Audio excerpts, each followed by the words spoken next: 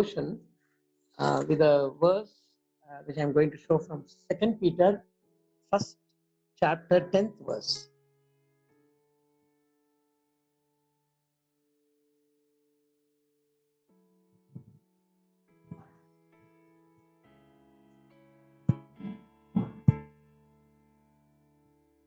Second Peter, first chapter, verse 10. As you may know, Peter, he is writing this letter when he was in his last stage of his life. And in the first letter, he has written a detailed exhortation to the churches which has been established in many parts of that time's Asia. So today it may be Asia Minor, they call it Turkey, and the Middle East, part of Western Middle East. So in the end of his life, he says, therefore, brethren, be all the more diligent to make certain about his calling and choosing you. For as long as you practice these things, you will never stumble. So if you read in some other versions, it says calling and election. So they use two nouns. So here the version which was on the screen, it said choosing you. The noun has been turned into verb. So it's okay. So basically, God calling us because of his election. God choosing us and calling us to live a certain life. We call it as a life of godliness. We can call it as Christian life. We can call it in some other way, like life of testimony or witness. We can call it many. But this particular word, call and election, are kind of synonyms. It could be interpreted as doubly is making sure, or telling in two different forms. He wants the church to make sure that people realize what sort of calling they have. So keeping this verse as an introduction, we'll go to First Peter. In the epistle written to the churches in that part of Roman world. It is a general epistle which is written for all the churches, all the believers in dispersion. And when he is writing that letter, he talks about calling in different words. The first one comes in the first chapter. He talks about calling where we have to live like our Lord who has called us. And the Lord who has called us is described by Peter as the one who is holy. So that's in first chapter. We'll read from 15 and 16.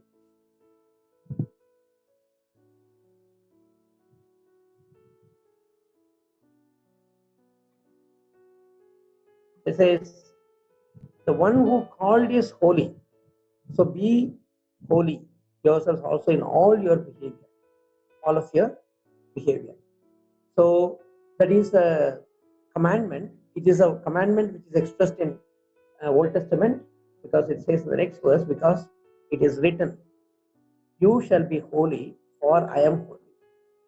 So the one who called us, expecting us to behave the way he behaved.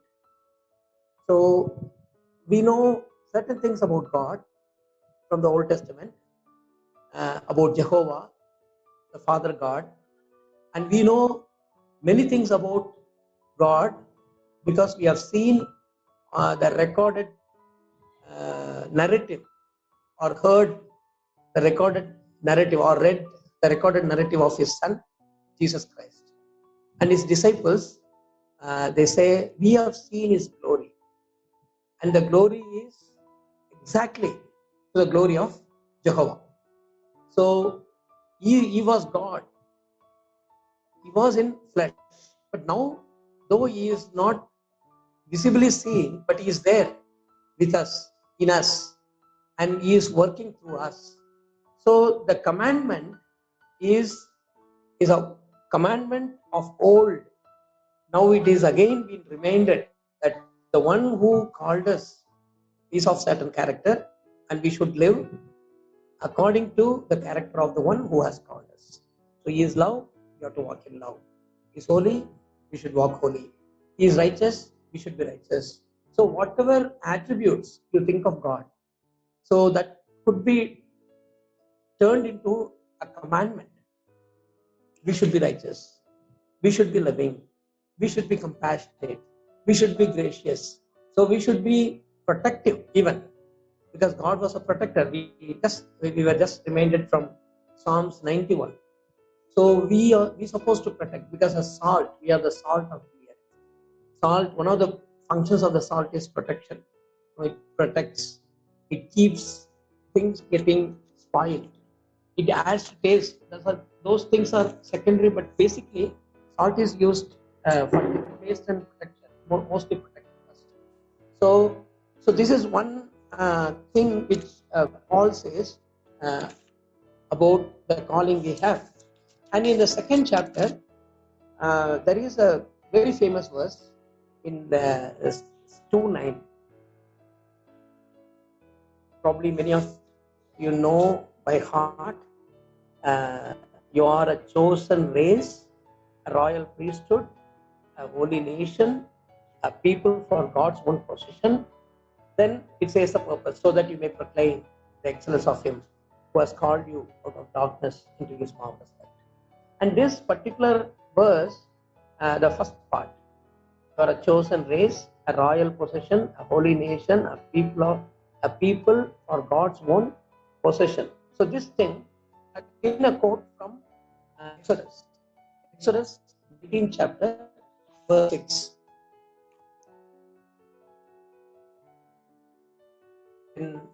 God is reminding, Jehovah is reminding Moses. He says, you shall be to me a kingdom of priests and a holy nation. And it says, the previous portion, maybe earlier to the one which is highlighted, it says, no, then you shall be my own possession among all the peoples, for all the earth is mine. So here we are selected, called to be His people, His select or elect nation, a holy nation, which is, it says, kingdom of priests. But in First Peter it says royal priesthood. So the royal is here, it is written as kingdom and a holy nation. So holy primarily is set apart, used for only one purpose. See, I must be holy to my wife, and my wife should be holy towards me, and we should be holy in one sense, our allegiance only to Jehovah. We will not worship any other. So people, when they start worshipping other than Jehovah, any other thing, it may be an image, it can be an idol, or it can be possession, it can be a relationship, then we are not as holy as expected. Because God says, I am holy. He is apart. He is not mingling with any other system which is existing. Whether it is lies, the origin of lies comes from Satan, according to Jesus, or unrighteousness, or inequality, or any other evil which you see, selfishness, or whatever evil you see in this world, whatever you think as evil, God is beyond it, and He is set apart. He is not having anything to do with that kind of behavior or system. So He is holy. The same way, we are expected to be holy.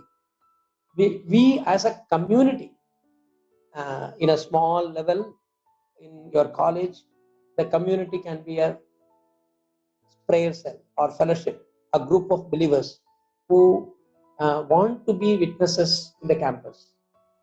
In regular community, it may be a church, a bigger church or smaller church, in the locality or in the whole community or in the whole uh, city or district or mandal or whatever. So when we as believers together, God is expecting us to be set apart only for Him. We will be showing our allegiance only to Him, and we will obey only Him if the rules and regulations are violating God's holy commands. So it could be explained, again and again, but still we'll go on with a few more verses. So we'll read one verse uh, in the same First Peter. We'll read 2:21.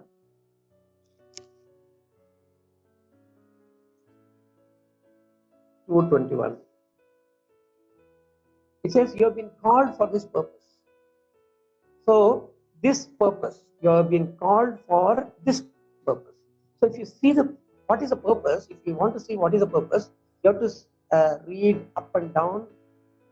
Reading the verse in the context. It talks about suffering basically.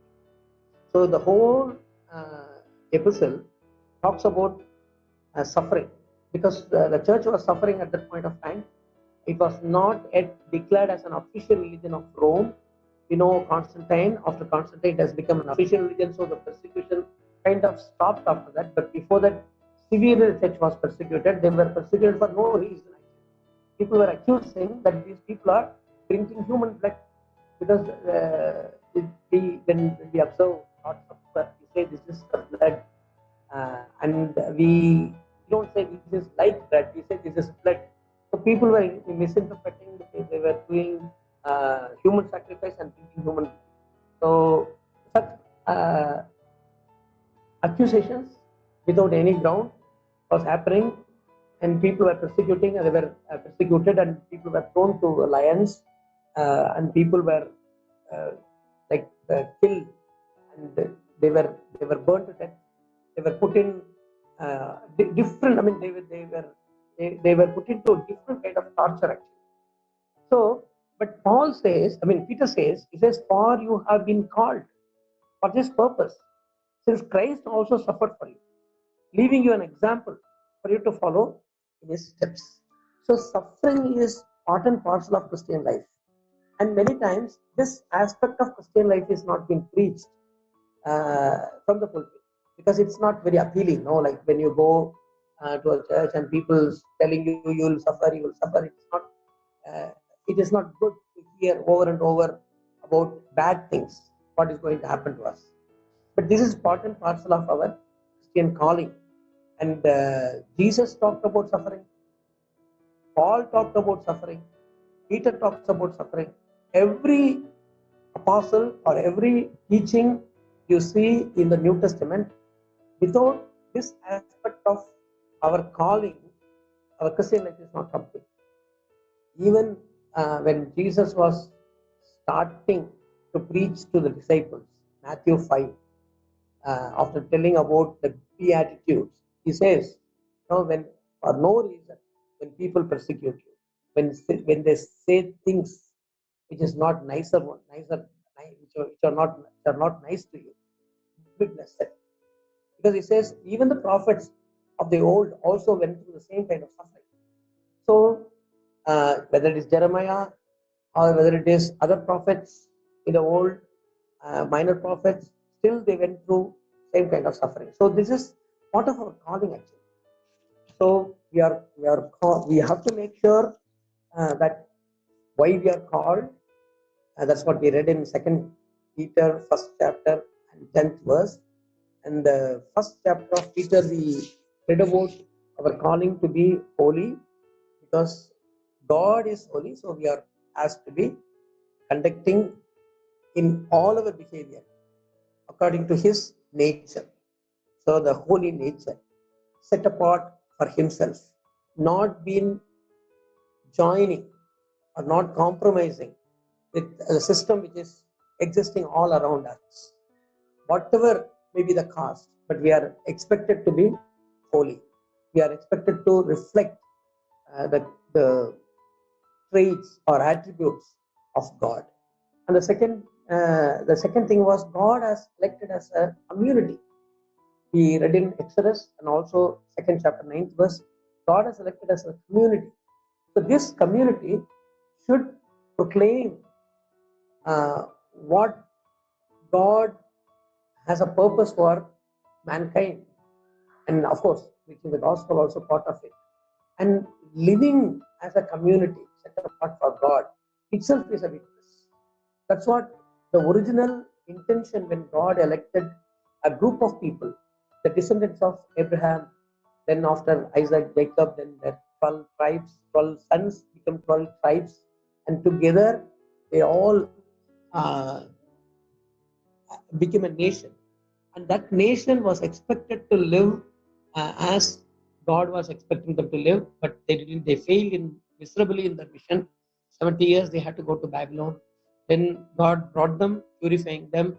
And after that, Jesus came in and Jesus showed the way for salvation, for our salvation by his teaching and also his death and resurrection. So together we are called to reflect God in the community. And individually or as a body, we are called to suffer. We cannot escape that. And when we go down in the same second chapter, last verses, it talks about Jesus suffering. It talks about whatever happened to him. And the second chapter, on, we say, no, who committed no sin, but I think a highlighted portion. Yes. Who committed no sin, and even though he didn't commit any sin, but he had to suffer. And while being reviled, he did not revile in return. While suffering, he uttered no threat and kept entrusting himself to him who judges righteously. So this is a behavioral expectation. Even though we are persecuted for no reason, we should not react. And it's further, and he himself bore our sins in his body. That is his purpose. And for us, we go through certain suffering in our body for our own benefit, actually, sometimes. It may not be for others' benefit, but it is for our own benefit. So I'll come to that. In connection with this verse, we'll turn to fourth chapter, first two verses.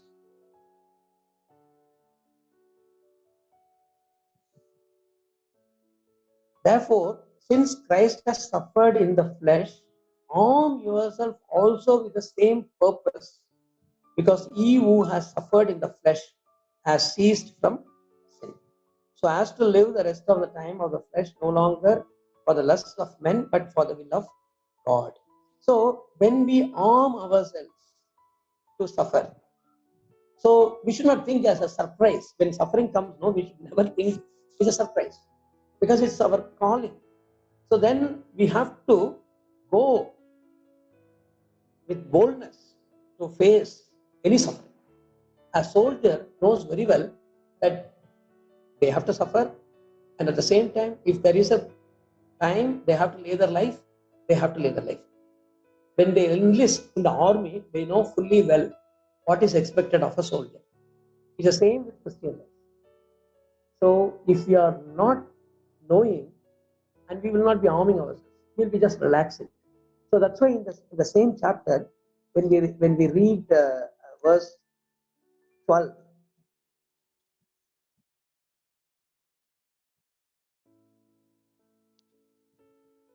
it talks about, beloved, do not be surprised at the fiery ordeal among you, which comes upon you for your testing, as though some strange thing were happening to you. When something happens, we should never be surprised.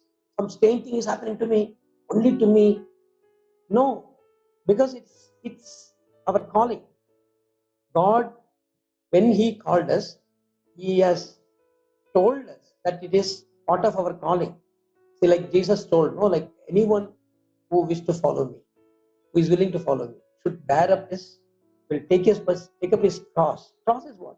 It's a symbol of suffering unto death.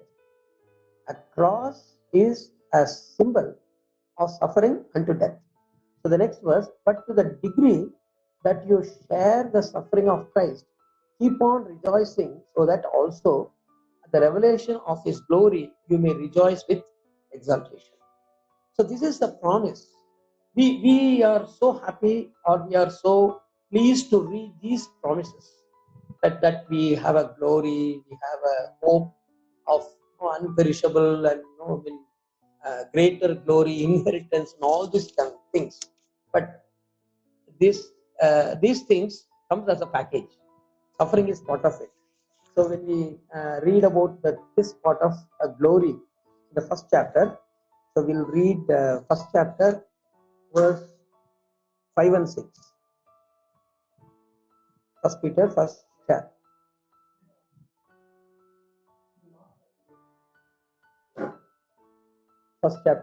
First Peter, first chapter, 5 and 6. So he talks about the previous verse, please. Even we can read from 4. Yeah. Says, no, to obtain an inheritance which is imperishable and undefiled and will not fade away, reserved in heaven for you, or protected by the power of God through faith for the salvation ready to be reserved in the last time. To this you greatly rejoice. But even though now for a little while, if necessary, you have been distressed by various trials. But we don't think about this later part. But the whole epistle talks about the later part. He introduces with the promise. He introduces with the glory which is awaiting us. But present day, we have to go through different trials. It may be a personal trial of faith. It may be a suffering for the sake of Christ. It may be even execution, like the early apostles suffered. But you cannot escape suffering. This is part of our calling. So I'm going to wind up. So before that, I'll show few verses so that our in the midst of all these things, how we should conduct ourselves. So we'll read third chapter, verse 13.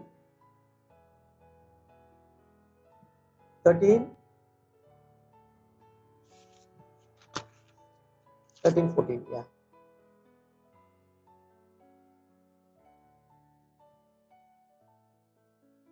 Yeah, read the darker green. But even if you should suffer for the sake of righteousness, you are blessed. And do not fear their intimidation, and do not be troubled, but sanctify Christ as Lord in your hearts, always being ready to make uh, a defense to everyone who asks you to give an account for the hope that is in you.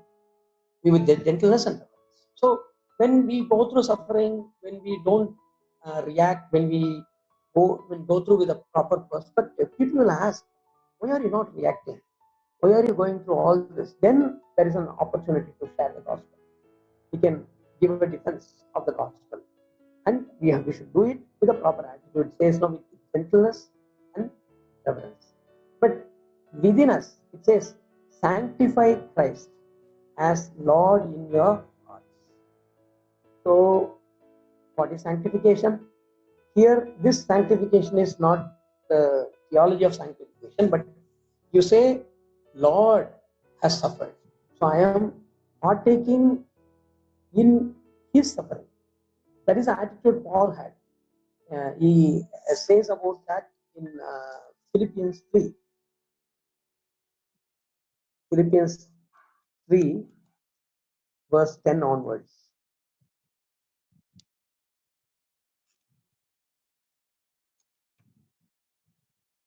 that I may know him and the power of his resurrection and the fellowship of his suffering, being conformed to his death, in order that I may attain the resurrection from the dead. So I want to attain the resurrection of death. I want to attain the glory. I want to have all that is promised to me in the future. But now, what I should do? I will identify myself in his suffering also. Like he has gone before carrying the cross, like he has done before going through all the torture or abuse, verbal abuse, and even being called as the devil or the leader of the devil, Beelzebub, or even people telling he was blaspheming against the Lord Jehovah, and they crucified him with a, violent way.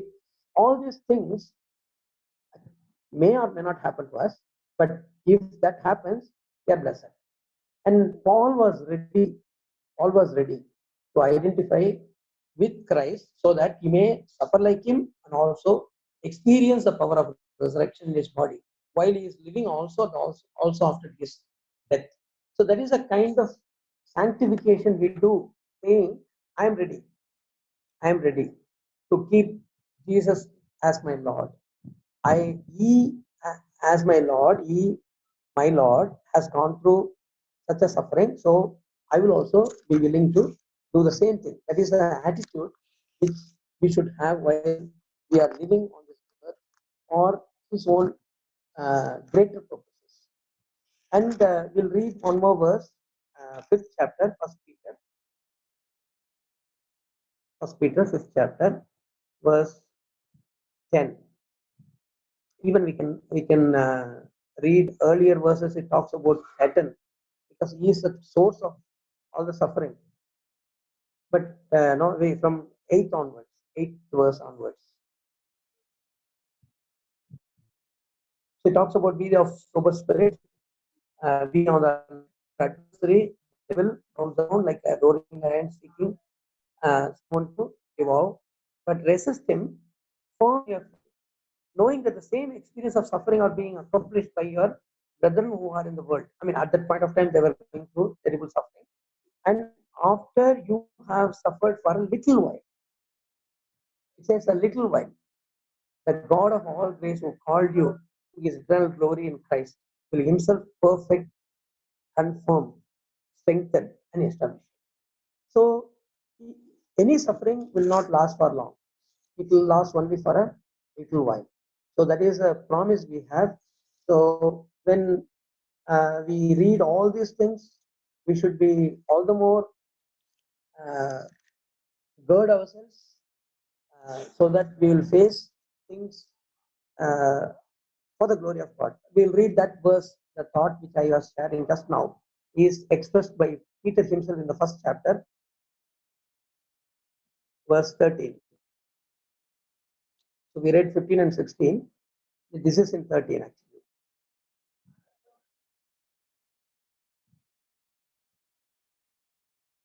It says, therefore, prepare your minds for action. Keep sober in spirit. Fix your hope completely on the grace to be brought to you at the revelation of Jesus Christ. So the preparation of our mind is very important. It says, prepare your mind for action.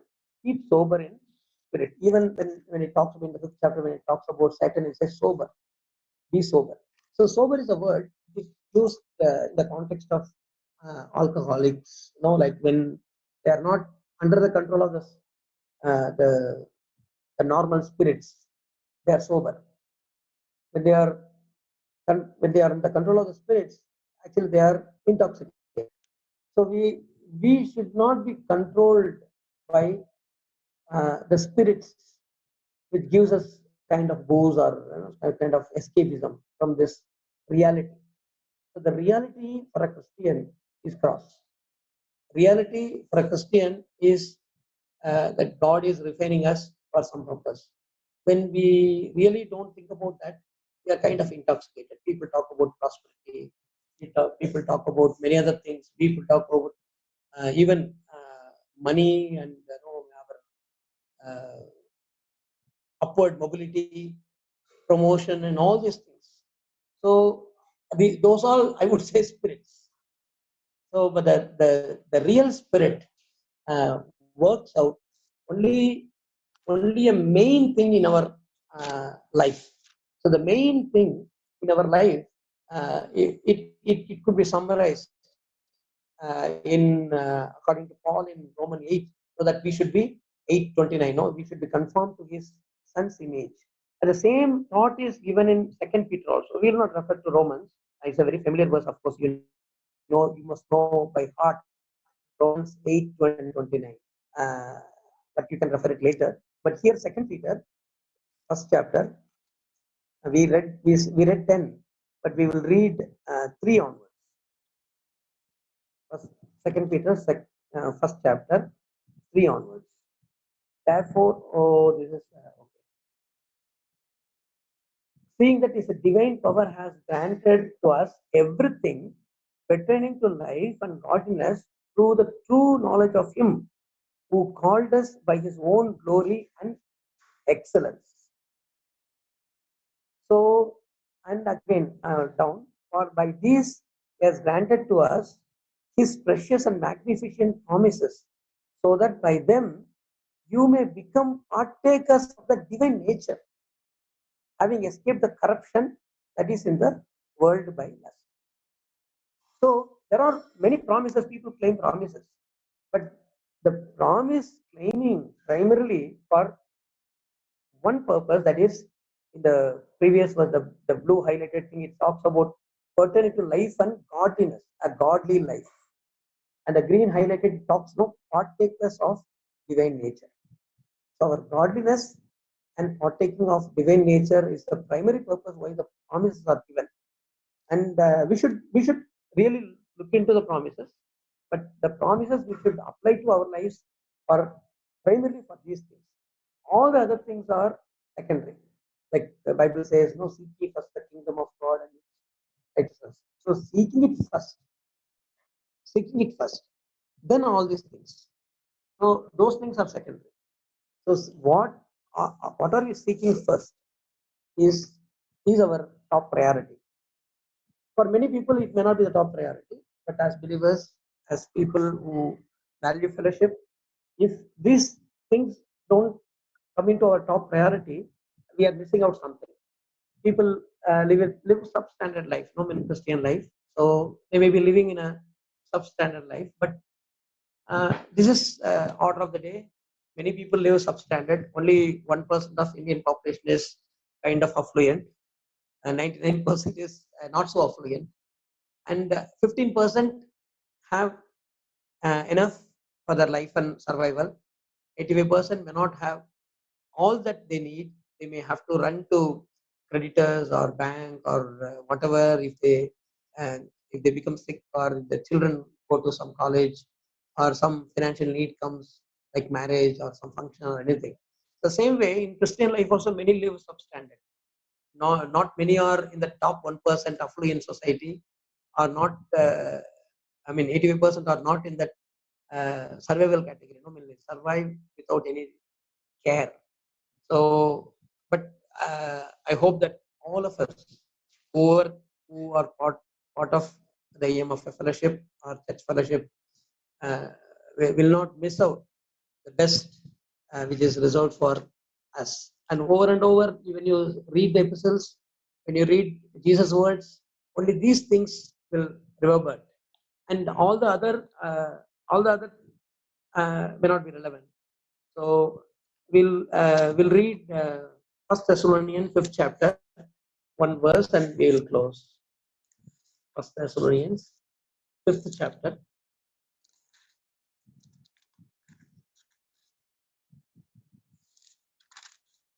and verse 26.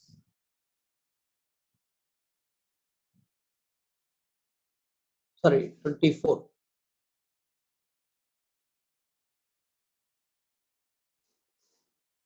Faithful is he who calls you, and he will bring it to pass. So God has called us, and God has called us for a specific purpose. He has called us to be holy. He has called us to be a nation which will reflect His glory, or be a testimony or witness in this world. God has called us to suffer, and God expects us to conduct in all this scenario in a certain way. And in all this, his primary goal is that we will live a godly life. Our godliness is evident, and his divine nature, we become partakers of his divine nature. And he is faithful because he has called us, and he will bring it to pass. May the Lord bless the word. Thank you.